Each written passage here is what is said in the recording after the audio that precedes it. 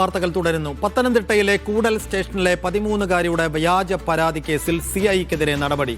കൂടൽ CI ജയ്മോനെയാണ് സ്ഥലം മാറ്റിയത്. കസ്റ്റഡിയിലെടുത്തവരെ മർദ്ദിച്ചെന്ന പരാതിയിലാണ് നടപടി. മാർട്ടിൻ ജോസഫ് വിശദാംശങ്ങളുമായി. മാർട്ടിൻ, ഒരു പരാതി കിട്ടിയ പാടെ അതിൻ്റെ എല്ലാ വശങ്ങളും പരിശോധിക്കാതെ കസ്റ്റഡിയിലെടുക്കുന്നു, അവരെ മർദ്ദിക്കുന്നു, അവിടെ വലിയ മനുഷ്യാവകാശ ധ്വംസനങ്ങൾ ഉണ്ടാകുന്നു. പിന്നാലെ ഇപ്പോൾ ഈ ജയ്മോനെതിരെ സിഐക്കെതിരെ നടപടിയെടുക്കുന്നു. എന്തായിരുന്നു അതിന്റെ പശ്ചാത്തലം? സൂചിപ്പിച്ച പോലെ തന്നെ വളരെ ഒരു കേരളം കഴിഞ്ഞ ദിവസങ്ങളിൽ ചർച്ച ചെയ്തൊരു സംഭവമായിരുന്നു കൂടൽ കേസ്. ഒരു 13-കാരിയെ പീഡിപ്പിച്ചുവെന്ന് ആരോപിച്ചുകൊണ്ടായിരുന്നു ഒരു പരാതി വന്നത്. അതിൽ പോലീസ് സ്വാഭാവിക നടപടി എന്നോണമാണ് ആദ്യം ഇത് നീങ്ങിയെങ്കിലും പിന്നീട് ഈ കേസിന്റെ രീതികൾ മാറുകയായിരുന്നു. അതായത് കസ്റ്റഡിയിലെടുത്തതിന് ശേഷം ഈ കുട്ടികളെയും ഈ യുവാവിനെയും മർദ്ദിക്കുന്ന ഒരു സംഭവത്തിലേക്ക് കാര്യങ്ങൾ പോവുകയായിരുന്നു. അതായത് ഈ ചെറിയ കുട്ടികളെയാണ് കസ്റ്റഡിയിലെടുത്തത്. ഏതാണ്ട് 6ഓളം പേരാണ് കസ്റ്റഡിയിലെടുത്തത്. അവരോട് സ്റ്റേഷനിൽ എത്തിച്ച ശേഷം അവരെ ഈ കേസ് ഏറ്റെടുക്കണമെന്നും ഞങ്ങൾ രക്ഷിക്കാമെന്നൊക്കെയുള്ള വാഗ്ദാനങ്ങൾ നൽകുകയും ഒക്കെ ചെയ്തിരുന്നു. അതിന്റെ കൂടെ തന്നെയാണ് ഈ 20 വയസ്സുള്ള ഒരു യുവാവിനെയും കസ്റ്റഡിയിലെടുത്തിരുന്നത്.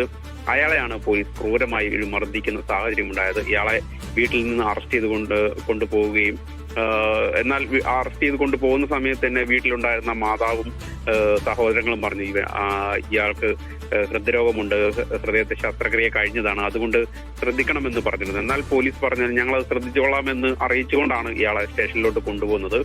എന്നാൽ പിന്നീട് സ്റ്റേഷനിൽ എത്തിച്ചതിന് ശേഷം പോലീസിന്റെ സ്വഭാവം മാറുകയായിരുന്നു. ഇയാളെ മർദ്ദിക്കുകയും നീ സത്യം പറഞ്ഞില്ലെങ്കിൽ നിന്റെ തല തല്ലി പൊളിക്കുമെന്ന് അടക്കമുള്ള ഭീഷണി മുഴക്കുകയും ചെയ്തതായിട്ട് പരാതിയിൽ പറയുന്നുണ്ട്.